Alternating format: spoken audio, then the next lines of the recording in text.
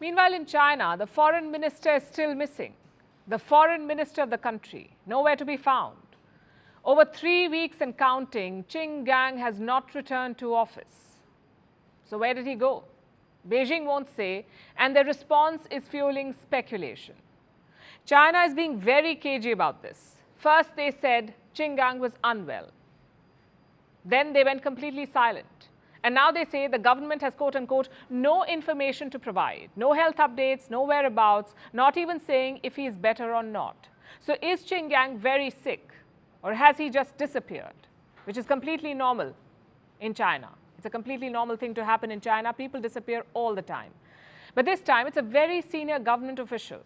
Qin Gang is the foreign minister of the country, of the world's second biggest economy and a rising global power. He can't just go off the radar, and yet he has. When this happens anywhere in the world, it's usually bad news. When this happens in China, it's certainly bad news, most likely a crackdown. Now, let me repeat and underscore this. There is no official word from Beijing. This is largely informed speculation, as you would call it. The rumor mills are churning. They say the Chinese foreign minister is being punished for an affair, a love affair. He is being linked to this woman, Fu Xiaotian. She's a television anchor, and if reports are to be believed, Fu too has gone missing. Again, no confirmation from Beijing, but on social media, some videos are going viral. This is believed to be an old interview of Qin Gang. The interviewer is Fu Xiaotian. And now there is talk of an affair. China's foreign ministry was asked about this. The spokesperson was Mao Ning. She was asked about this alleged affair, not once, but repeatedly. Listen to this.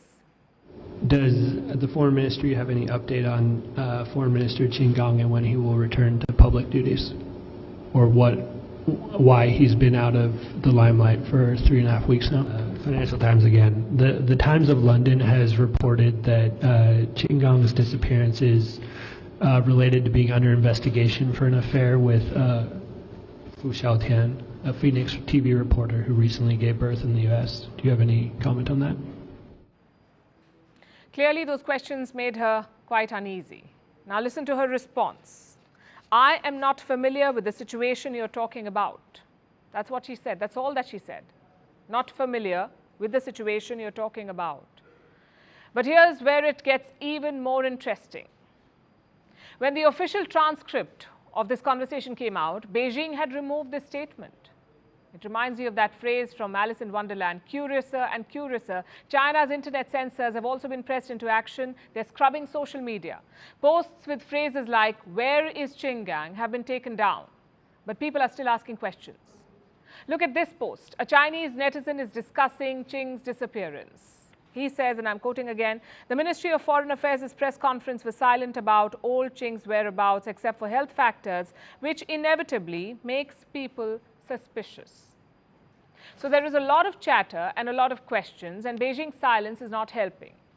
But here's something else you should know. Qin Gang was very close to President Xi Jinping, like a trusted lieutenant. His rise to the top was rapid. Qin used to be a protocol officer, someone who organized Xi Jinping's foreign trips. Then in 2021, he was appointed ambassador to the United States, and within 17 months, he was named foreign minister. This happened in March this year. Qin was given a very important task: to revive China's diplomatic engagements. You see, the Wuhan virus also infected China's relationship with the world. There was mistrust and bad blood. And Xi Jinping's wolf warriors made it worse. So he got Qin Gang to fix things, to engage in aggressive diplomacy, and that's what he did. He held high-profile meetings with the Americans. The goal was to resume dialogue, but the meetings turned into shouting matches.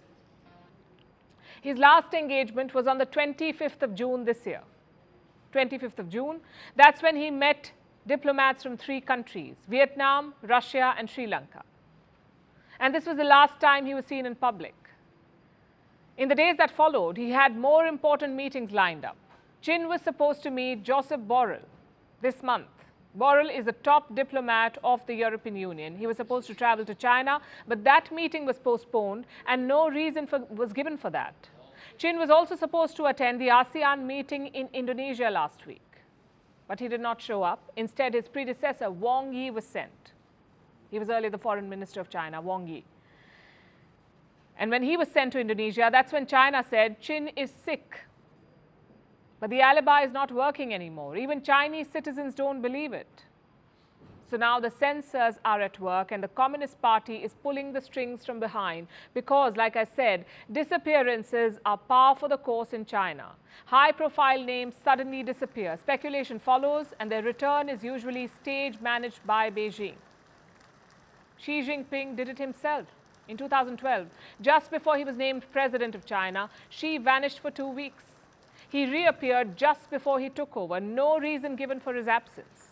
And in the years since, many Chinese politicians, celebrities and business leaders have disappeared in similar fashion. Tennis star Peng Shuai, entrepreneur Jack Ma, former Interpol chief Meng Hongwei, film star Fan Bingbing and recently dealmaker Bao Fan, they all disappeared without any explanation. All of them were targets of a state crackdown.